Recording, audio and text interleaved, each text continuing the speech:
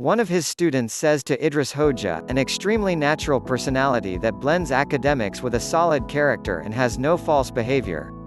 A person who is extremely knowledgeable, practical, resourceful, mouthful, but not empty. He is an unofficial teacher, devoted to ethical principles, humorous, self-harming, destroying the image of a classical teacher, so to speak. Someone who will not say anything bad behind him, someone who creates a smile for everyone, a microbiologist, Idris Şahin. Alright, we also know Idris Hoja. In this conversation, we made a short tour with Idris Hoja for you, from science to ethics, from food terrorism to food, to science and religion, as much as our place allows. Here you are. Similar to the human universe. There is a very hierarchical order when we look at micro and macro realm. This shows us that there is actually only one authority in the universe. We call it wildness in religious terminology. I want to ask you, how should we understand brutality in practical life as a human? In religious terminology, culture of violence is an important culture. We generally understand Tawhid as worship rituals. But in fact, Tawhid is a law that covers the entire universe. If they had told me that there are two laws in the universe, one would say that the law of gravity is the other, and the other is savage. Unity and gradual transition system. The same hierarchy continues exponentially with each other. When we look at the macro universe, there are galaxies, there are smaller stars. When you look into them, the planets are rotating again. When you look at it, everything in the whole has respect for each other.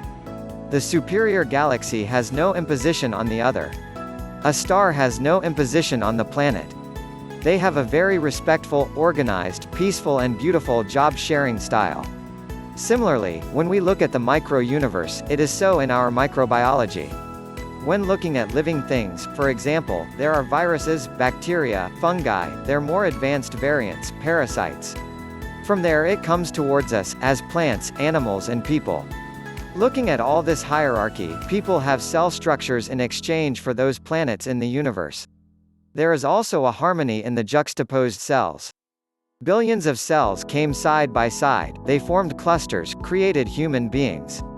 In this sense, human is very similar to the universe. For example, the brain galaxy formed by brain cells, or the eye galaxy or digestive system galaxy formed by eye cells. I saw this in the universe. Whether you go to the micro realm, go to the macro realm, there is the same hierarchy, and this system is actually a system that has been constructed and built in a certain mathematics. I did not like mathematics in the past, but I saw that mathematics is one of the most important verses of Allah in the universe. Because there is a huge account in the universe. Is playing with genes interfering with fitra? Well, Hoja, do you think this enormous account has been compelled to deteriorate both in food terrorism and playing with different fratras in recent centuries? You are right. In fact, there is a natural cycle here. For example, our food is like the amount of water we will receive. He has the ability to change what God has given us. We are also asked to use this when we deem it necessary. However, what people do next is important here. The following has been discussed since: should people leave everything to nature or replace it with its natural course? There is a sensitive line here, in the sense of interference with the fitra. Actually, there is no such thing as not interfering with something that flows in a fit. Then we should never cut our beard, for example.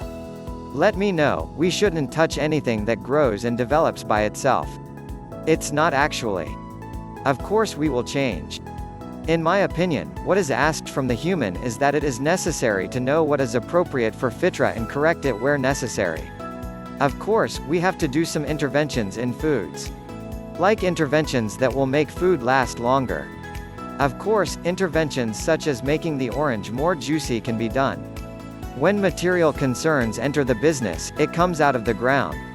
For example, all of the seeds in today's world are eternal seeds, and these are things that have been developed with the entirety of winning. This actually leaves us with a huge seed problem. That was what I meant when I said, don't break the fit. What you say is very important. Ethics are involved here. If we can keep moral norms, there is no problem here. We can touch the fit. For example, making a tree that lives with less water is not against the fitra. Do we make the definition of fitra wrong? Fitrat is actually all the changes that can be done in which morality is protected. Moral is a limit. As long as we maintain this limit, we are given the authority to make changes in nature. Just then, let me ask, what is the relationship between food and morality? In fact, they have discussed it since old times, whether food affects people. In ancient times, they said, for example, if you eat more vegetable, you will be more bland, if you eat animal foods, you will be harder. When we look at the world of science today, it cannot be defined so clearly. But we know this concretely. For example, some substances in the time you eat apples protect you against cancer. When you eat or not eat meat, some things increase or decrease in your body. It affects your life and diseases. Science has not yet reached what has changed in what is abstract here. What we eat affects our emotions. Is the constant consumption of foods that are played with genes affect only the organs, or does it affect our spirit worlds? For example, I always wondered the wisdom that pork was forbidden. It's something I've been curious about since childhood. For example, since I am a microbiologist, I know that the pig is one of the most parasitic animals in nature. We can also say that these parasites have been very effective in human deaths since ancient times. Of course, the critical question here is, in the West today, pork was isolated from parasites. Everyone eats in the West, there are no health problems. Of course, people think of why there is no illness in this haram. How about that, sir? It is said that there is no limit on the choice of spouse in the reproduction of pigs, and this has a moral effect on the human. For example, in Jews, pork is forbidden, and when you look at it, we see a similar order in their family structures. However, the concept of Christianity and family in the Western world has been a problematic issue for a long time. Right. When I look at it from two sides, I can say this. A man raised with modern sciences does not seem to have something that could not be proven by experiments. But even though we cannot write in books, we know roughly that the foods we eat are effective in our mental health. Because the digestive system is a system related to our brain. The system most closely related to our immune system is the digestive system. It makes sense from this. Our emotions affect the gastrointestinal tract, and our gastrointestinal system affects our emotions. From this point of view, the foods we eat affect our soul, immune system and digestive system. Therefore, the food we eat must be cleaner and fit for the fit. By fitness, I mean, the food can be played with the gene, making them more durable. It is necessary to raise food for everyone in a world of 7 and 8 billion. The point here is, it is necessary to protect morality very well and make changes only considering the benefits of people. If you think this, the apple can be made larger, you can increase the durability of milk. For example, it is the Muslims of Andalusia who are the first to play with the genes of food. It was with them that tangerines were produced from oranges. When playing with genes, is it appropriate for fitra, is it ethical or industrial? I think the biggest duty here falls to the states. States should control this. Because this is not something that people like us will control. Eat less, live more. What, in your opinion, is the biggest danger that threatens human health in today's world? I think the biggest danger is the food itself rather than the food itself. We could not adapt to the loquat. In the old world, people were moving at least 3 times more than we think. They were doing a certain effort while meeting their daily needs. Loquat people do not have such a chance. We have to create a new way of life in the new world. We need to eat less, eat fewer calories, and put professional movement into our lives. I think it is the biggest dilemma of human beings today. Currently, there is an obesity in humans that has never been seen before. In old people, the food was already low. They were eating when hungry. Now there are plenty of calories and all kinds of products. If we overcome this problem, we overcome cardiovascular diseases. If we exceed this, we overcome cancer. Already 70–80% of people die right now are cardiovascular diseases plus cancers. For example, if we eat little food, we will not be diabetes. Currently, millions of people die from diabetes every year. If we eat less, we will not have obesity. Without obesity, there will be no cardiovascular stiffness. Plus, eating too much causes cancer. We have an advantage over old world people. Old world people had to eat a lot because they were moving a lot. Because they lived in nature, they were getting older and dying faster. No one was more than 50 years old. If we can actually eat less, we can live more. We have a famous experiment, 3 groups of mouse experiments. They fed food to a group of mice constantly, never moved. They also fed food to a group of mice and made them run all the time. They neither fed nor moved a group of mice. No food, no movement. It was seen that the most common mice were the third group, namely non-eating mice. Because every meal you eat ages the body like fuel burning in the stove. Ideally, eating as little as possible, moving less. If you eat a lot, you will act a lot to burn what you eat. In today's age, if it can manage to eat less, humanity has the capacity to overturn the faced ages very easily. The basic logic of religion is to liberate man. I want to learn one last thing. My teacher, in the last centuries, has been divided into 2 groups in the Islamic world as sciences, religious sciences and worldly sciences. The background of this goes back to the Age of Enlightenment. Unfortunately, no matter how much we want it to unite, it unfolds like scissors. How has this polarization harmed the Islamic world and what should we do to overcome it? I think the biggest example of this is the Andalusian civilization.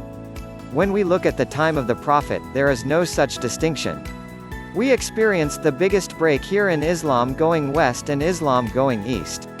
In Islam going east, religious sciences are even more blessed and we see a process towards clergy. However, this was not the case. You see, Ibn Sina deals with both medicine, astronomy and mathematics. You look at Ibn Rushd, he is dealing with philosophy, mathematician and astronomer.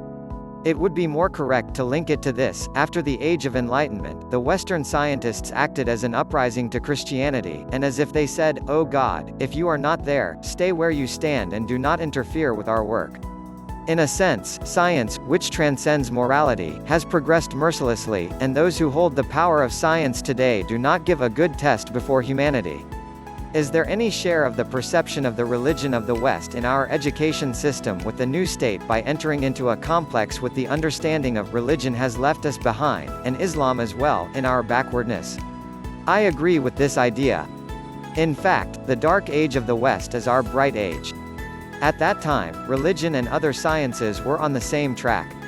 All sciences were morally controlled and people were free. Also, clergy did not come to the fore in those times. The pressure of sex is very important in this sense. Putting all the rules and transforming religion into a way of scientific life has prevented science. If we think that science, culture and art will really progress, we must provide an environment where there is truly freedom. The basic logic of religion is to liberate man. But religions solidify after a while. We see this in Judaism. Judaism solidified everything for a period and killed the incoming innovation before it was born. We saw the same behavior in Christianity. When religious and other sciences differ, morality remains on one side, the other side is immoral. Here, either religious sciences are destroying others or, as you say, other sciences are developing as if there is no God. If you ask me, Islam is also heading for a renaissance.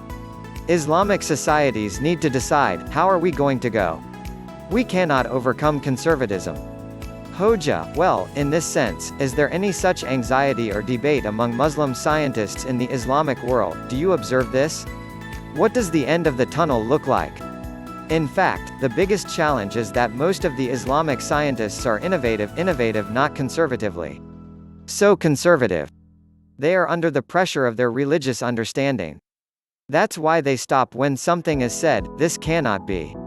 The simplest example of this is the subject of evolution, whether we live in space, and we have never been able to find answers to more important questions. For example, an Islamic biologist did not discuss whether there is evolution or not. We don't talk about anything in this much data field. There is a problem here. We cannot overcome conservatism. Unfortunately, 2 of the 100 scientists suffer only this pain. Many separate science and religion from home. Then, what he found is not much to listen to.